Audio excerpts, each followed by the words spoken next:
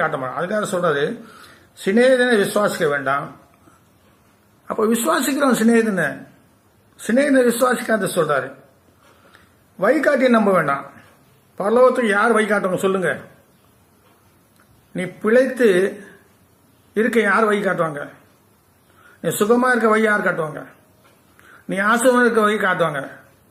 நீ சமாதான வழி கர்த்தர் தான். எல்லாமே கர்த்தர் தான். அவர்கிட்ட தான் இருக்கு. ஹல்லேலூயா.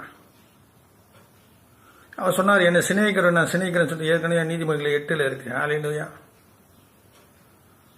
அடுத்து சொல்ற, உன் மடியிலே படுத்துக் கொள்ளுகளுக்கு முன்பாக உன் வாயை திறவாதிருமா இதுவாம எச்சரிக்காய். இது பிரசங்கம் பண்ணாக்கா மற்றவங்க தப்பா கூட சொல்லுவாங்க. இந்த பிரசங்கம்லாம் பண்ணாதீங்க, ஆசீர்வாதமா பண்ணுங்க. ஆசீர்வாதம் வரும். சொல்லிட்டு ஆண்டவர் சொன்னாரு, நீ சொல்லு, அதை நான் செய்வேன்னு சொல்றேன். அது வாசம் தாங்க. ஆசீர்வாதமும் இருக்கு, சாபமும் இருக்கு வேதத்துல. ஆசீர்வாதம் கூட சாபங்கள் அதிகமா இருக்கு. அதனால மரணம்னு சொல்லிட்டு ஒண்ணு இருக்கு இல்லையா, அதை பத்தி பேசணும் இல்லையா? ஆவிய பிரசங்க கடைசி நாட்களையும் என்ன வேண்டும் சொல்றாரு. கடைசி நாட்கள் குறித்து நம்ம நினைக்கணும் சொல்றாரு பிரசங்கி. இங்க சிநேகிதனை விசுவாசிக்க வேண்டாம், வழிகாட்டியை நம்ப வேண்டாம், உன் மடியிலே படுத்துக் கொள்கிறவர்களுக்கு முன்பாக உன் வாயை திறவாமல் எச்சரிக்காரு. யார் மடியில படுப்பாங்க? நீங்க அது நிர்ணயிச்சு கொள்ளுங்க.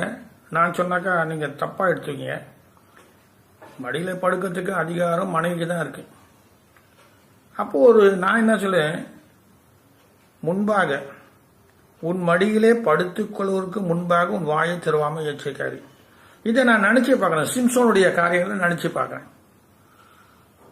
அந்த திலையில என்ன பண்றான், தொந்தூர் பண்ணினே இருக்கான். அவளை போட்டு நச்சரிப்பு. ஹல்லேலூயா. அந்த நச்சரிப்பு பண்ற நேரத்தை அவன் தாங்க முடியாம அவன் ரகசியத்தை சொல்லிடுறான். நான் நசரேன் விரதத்தோடைய என் முடிய சரிச்சா என்னுடைய பெலன் போயிடுன்னு சொல்லி அவன் சொல்லிடுறான். அதனால அவனுடைய வார்த்தையை நீங்க தியானிங்க, கவனிச்சு பாருங்க. யாரை நம்புறது? யோபுல சொல்றாரு, கர்த்தர் தன் பணிவிடைக்காரர்கள் கூட நம்புவதில்லை. கர்த்தருடைய பணிவிடைக்காரர்கள் யார்? தேவதூதங்க. அவரை கூட கர்த்தர் நம்ப மாட்டாரு. உன்னை என்ன நம்புவாரு? கடைசி காலத்துல தெரியும். மல்கியால சொல்றாரு, நான் காட்டுவேன். அதனால கர்த்தரை சிநேகம் பண்ணுங்க. நாசி உள்ளவன மனுஷனை நம்பாத. வசனம் எப்படி இருக்கு? நாசி உள்ள மனுஷன் நம்பாத. ஏழமையா 17:5 சொல்லுது, மனுஷனை நம்புகிறவன் சபிக்கப்பட்டவன், அவன் கரலையான செடி போல இருப்பான். ரோடு ஓரத்தில் செடிங்க இருக்கும், காஞ்சி போய் அது போல. மனுஷனை நம்புகிறவன் சபிக்கப்பட்டவன். ஆனா கீழே இருக்கேன், கர்த்தரை நம்பி கர்த்தரையே தன் நம்பிக்கையா கொண்டிருக்கிற மனுஷன் பாக்கியம். கர்த்தரை நம்புறது ஒண்ணு, கர்த்தரை நம்பிக்கையா கொண்டிருக்கிற மனுஷன் பாக்கியவன். ஹல்லேலூயா.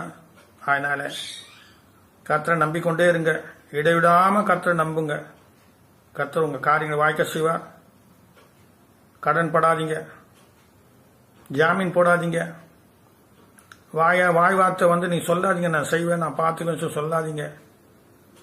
உங்க குடும்பத்தை பார்த்துக்குங்க, உங்க மனைவி பிள்ளையை பாருங்க. ஏன் வஞ்சகமான காரியங்கள்லாம் நடக்குது, கபடமான காரியங்கள் நடக்குது, பொல்லாப்பான காரியங்கள்லாம் பூமியில் நடக்குது. உலகமானது துர்மார்க்கிட்ட விடப்பட்டிருக்கு, யோபுல சொல்லப்பட்டிருக்கு. அதனால கர்த்தர் நம்மோடு இருந்து நம்ம தப்பி வைப்பார். சொன்ன வார்த்தைகள் கடினமா இருந்தாலும் கர்த்தருடைய வார்த்தைகள் இந்த தியானிங்க. எனக்காகவும் ஜெபம் பண்ணுங்க, உங்களுக்காக நான் ஜெபம் பண்றேன். கர்த்தர் உங்களை ஆசீர்வதிப்பார். ஆமென்.